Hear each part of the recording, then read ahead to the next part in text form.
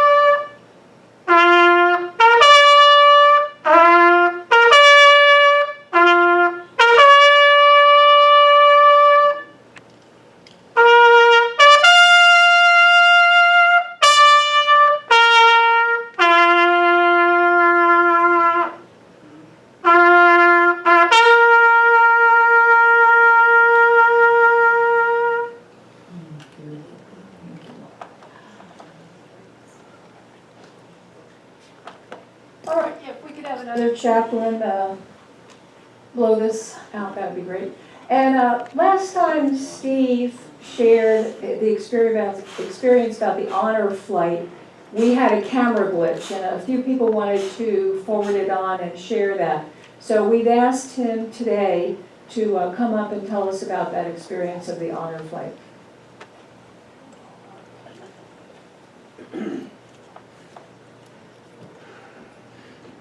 Good morning, everyone. Good morning. I didn't do quite the same this time. Last time I did a quite detailed the honor flight story. This time it's more about Memorial Day. It's a special time for all of us. Starting here, my name is Steve Aynard. I'm proud to have been a veteran and served in the U.S. Army 2 years active and 22 years in reserve. I served 1 year in Vietnam and saw some of the horrible results of war. I am still proud to be an American. In the perfect world, we all pray for world peace. On Memorial Day, we all honor the veterans who gave their lives so we could have the world we live in here in America.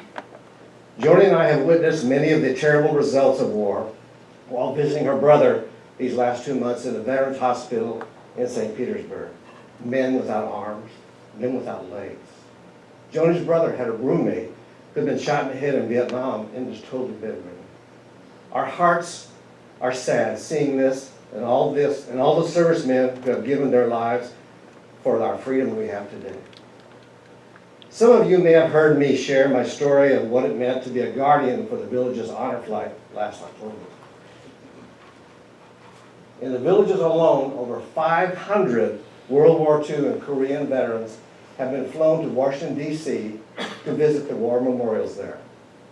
I thought I was doing this to help out the honor flight program.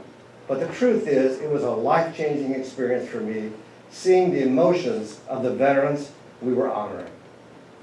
I now understand why my dad, who served in World War II at the Battle of the Bulge, never talked about his war experiences and the destruction of life he witnessed there. I have many golf shirts like the one I have on today from volunteering at charity golf tournaments. But I have to say, this shirt I am wearing today, it's for the village's honor flight, October 28, 1915, has a special meaning for it. These are all the shirts we wore on the honor flight to Washington with our veterans. They bring back so many memories of, honestly, the great things we saw there. And of the special of things it did for the veterans themselves to see the war memorials there and to bring back memories for them also. I guess my moment of truth is that I've received much more than I gave volunteering as a honor flight guardian for my veteran. I have signed up again and hope you may want to experience it also. I can guarantee you will be blessed as you will stand up and be proud to be an American.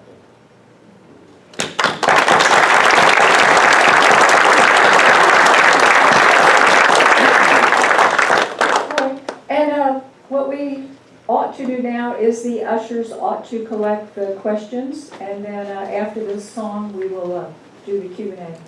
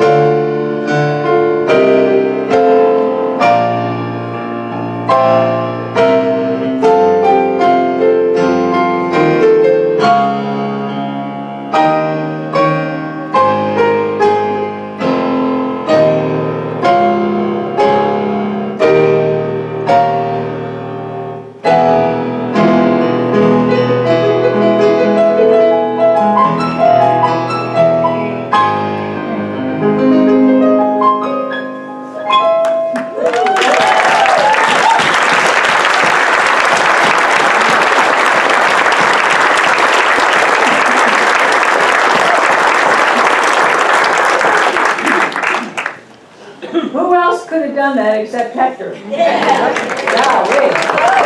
Are we lucky or what? Yeah. So I wanted to first thank people who have helped out in this ministry this week, or last week. Gail Grossman, who lent her legal advice to us. Ellen Kronos, who did the flags for us. The chaplains, who did a beautiful job setting up the whole thing, especially Steve, who got sand and containers, and really appreciate it. Barbara Richards and all the bookstore volunteers. Even though Barbara has one thing after another challenge to work through, she just is tried and true and is not going to give up there. So we like that. And please notice in your bulletin, we have a list of all the neighborhoods and towns that are in your PACT group. So this list goes into that very important 3-ring little binder you have of your membership, of the people who are in your PACT list. That goes right in there with that. And so then we know that nobody will be calling and saying, what PACT list do I have? All right. And Pat and Joni for taking care of our finances as always. And let's see, we have a town hall meeting or a community gathering meeting today at pretty close to 11:45, I would say. And then before we start on the Q&As, a couple of jokes here. Never, under any circumstances, take a sleeping pill and a laxative the same night.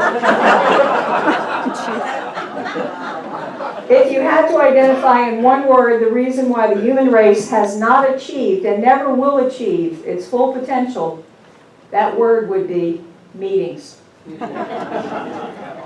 And let's see, I like this one a lot. The one thing that unites all human beings, regardless of age, gender, religion, economic status, or ethnic background, is that deep, deep inside, we all believe that we are above average drivers. And lastly, never be afraid to try something new. Remember that a lone amateur built the Ark. A large group of professionals built the Titanic. All right, who's got the questions? There you go. He's always got them. He always reviews them. He's got them alternating now where he thinks he's going to answer some and then he answers the other. Then as soon as he puts them up there, I kind of shuffle them around. I would like to tell you though, since he's a self-proclaimed Mr. Studley, remember he said he still thinks he's the 30-year-old stud, he's taken off 20 pounds. So he's getting back to that stud. Not that you're not now, I didn't mean to say that. See, look at this. He's got my pile on his. I don't even get to look at him. Is this on? Yeah, now we are. She should just keep going. She's digging deeper and deeper on this. Go ahead, have a shot. Easy. Sure, I see. Yeah, property type stuff. Yeah. No, we'll do this at the meeting. All right. Yeah. Okay. Oh, that's a good one. Yes. You do it. No, go ahead. See, I give her a choice. The question is, what happens to us after death?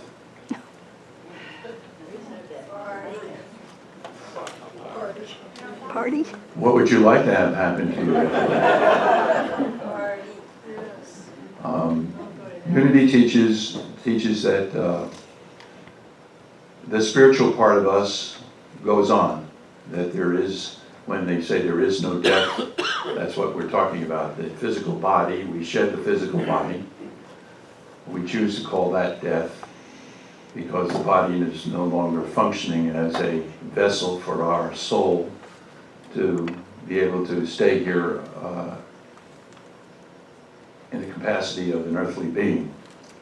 But the spiritual part of us, that which inhabited the body, goes on.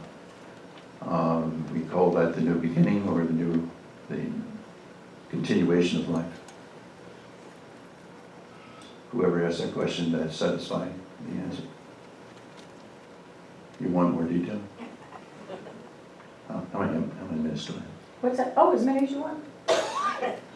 Are there any questions on that? I like this one. If things are in divine order, or, in parentheses, God's plan for us, then how does our free will come into play? So, we believe, or my personal belief, I think many of you share this, is that there is a curriculum for each soul. So there are experiences for the soul to go through this lifetime, so that we have the chance to evolve in consciousness to yet another place in consciousness or level in consciousness. And so we have free will, so we get to choose whether we want to evolve in consciousness or not. So we could choose to not move through those lessons, and we could choose to shut off what comes through our lives and not just cut off. Say you have let's just be with the popular trend. Say you have a transgender grandson. You just can't deal with that. So you just close off that part of that communication, so that is no longer a lesson for you to evolve through. So you stay at a certain level of consciousness. But if you're able to move through everything, there was a quote I put on the board this week at the work, and it said, I think it's Mary O'Malley is the author, and she said, "Whatever is in the way is the way." So in other words, whatever comes up for you is that part of your spiritual evolution. So your free will is, you really get to choose whether you want to move through these things or not. You can stay exactly where you are if you'd like and not evolve. Any questions on that? Whoever's question that was? I'd just like to Yes. say that was profound. Thank you. Oh, well, bless you. It's always the Holy Spirit. Yeah. The prayer box is a quest for healing. Unity teaches we are whole already. How should we direct our prayer? Excellent question. First of all, the prayer box is not just for healing. Prayer box is for any prayer concerns. So I want to encourage you that if you have any prayer concerns, anything you're trying to work through that you would like prayer for, that would be what you put in the prayer box, not only for people who are ill or are not experiencing medical problems, which is certainly good to put the name in the prayer box, but there's other things that we can pray for too.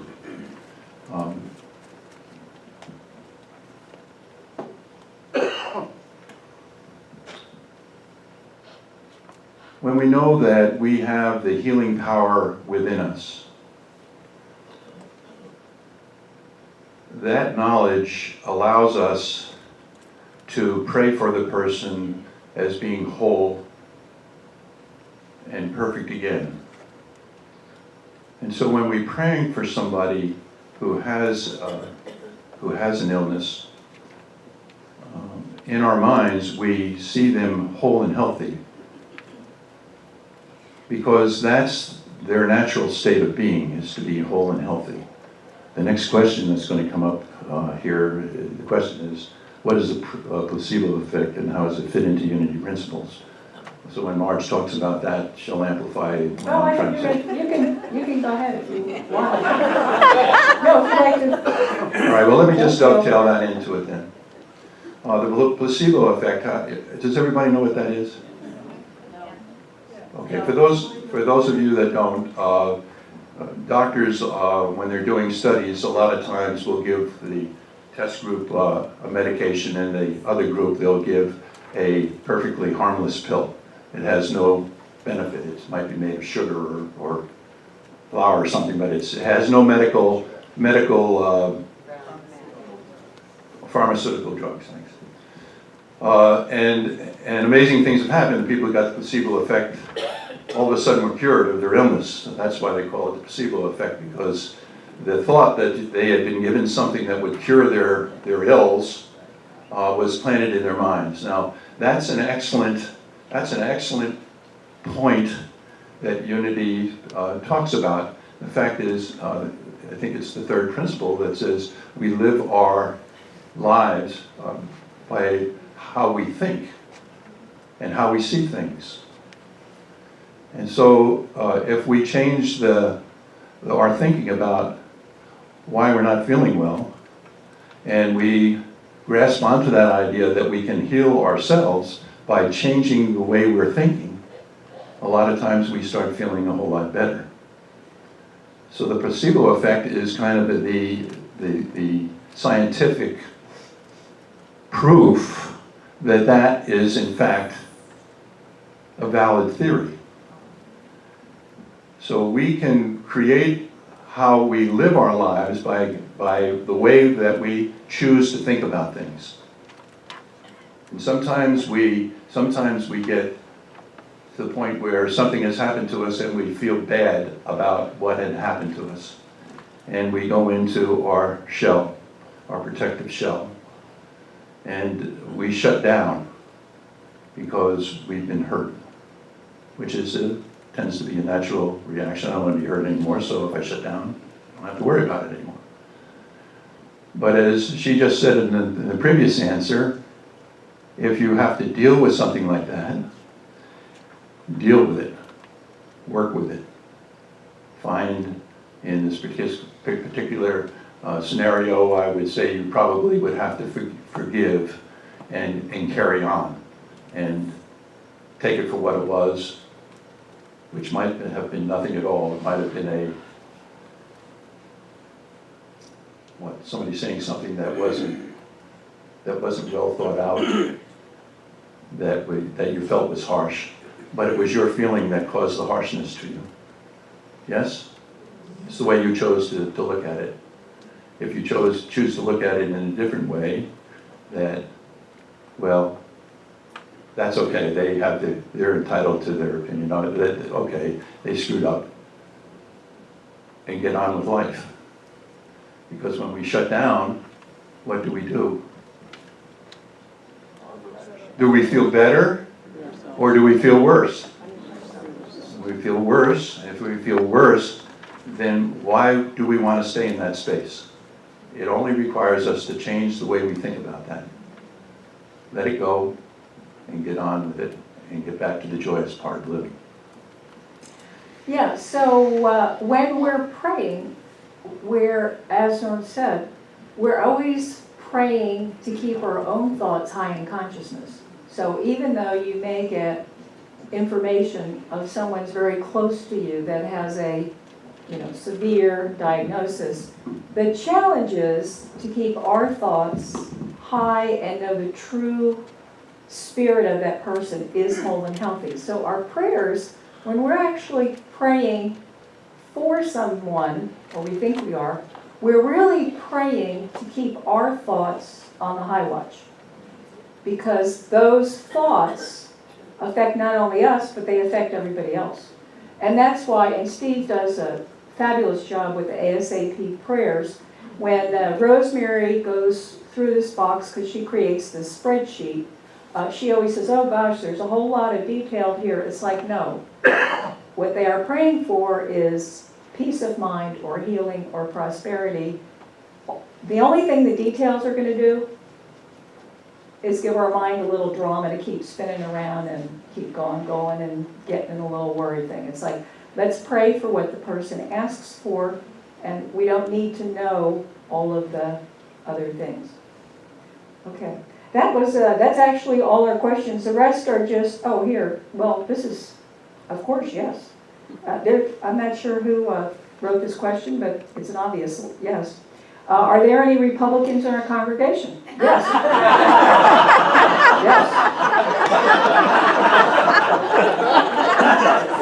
And why is this space for rent? This space is for rent because we believe we are moving. And more on that at our meeting. But that's why the ad is in the paper for a church to come in this space. And by the way, just in case anybody has the heebie-jeebies about it, Heather said, if for any reason you don't move, just let us know. It's like, okay.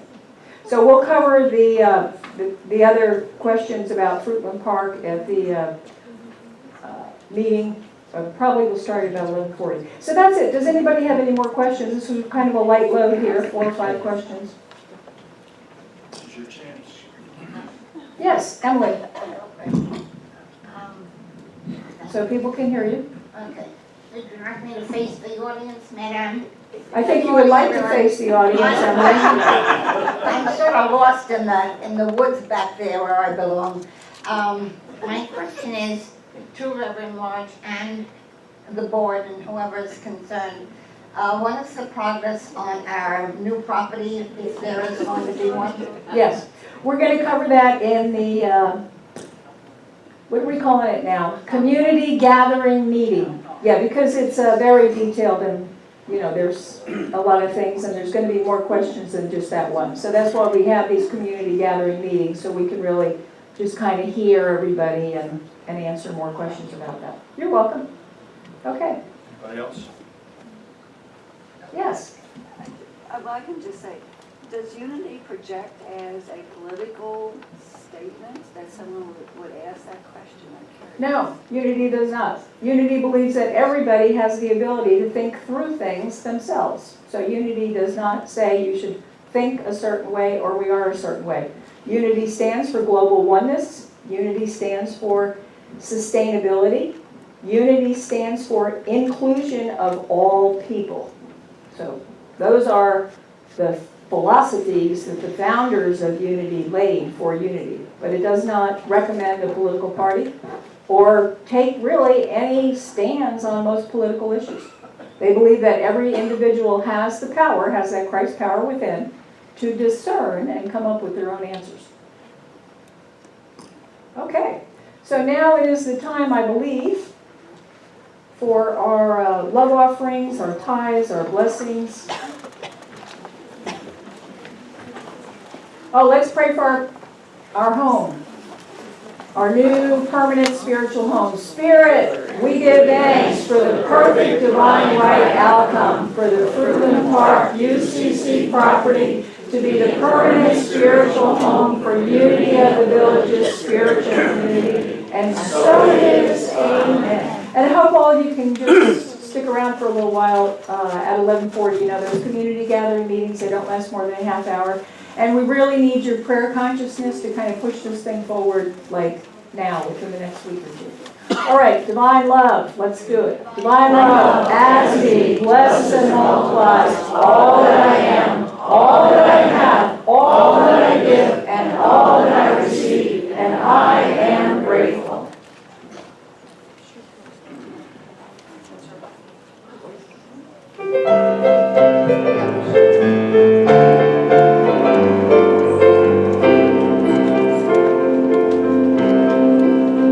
Oh, let us be the generation of reconciliation and peace, and let us be a holy nation where pride and prejudice shall cease. Let us speak the truth in love to the lost and least of these. Let us serve the Christ of unity so others will believe. Let us be the generation of reconciliation and peace. Oh, let us be the generation of reconciliation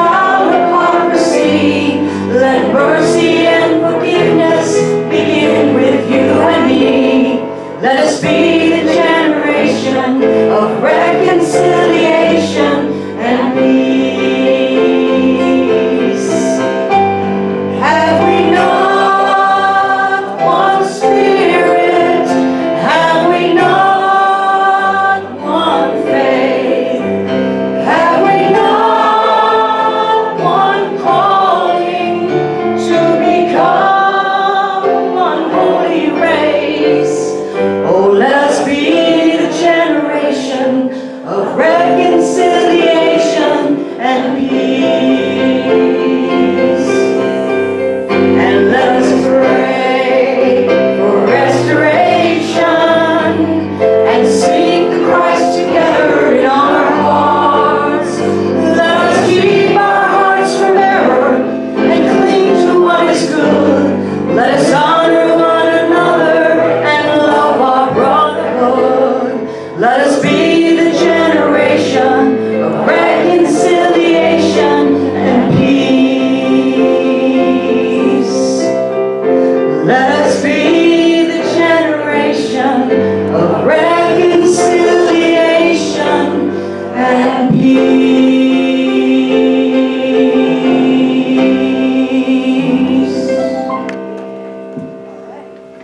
All right, girls, you coming up? Good, we've got kids blessing again.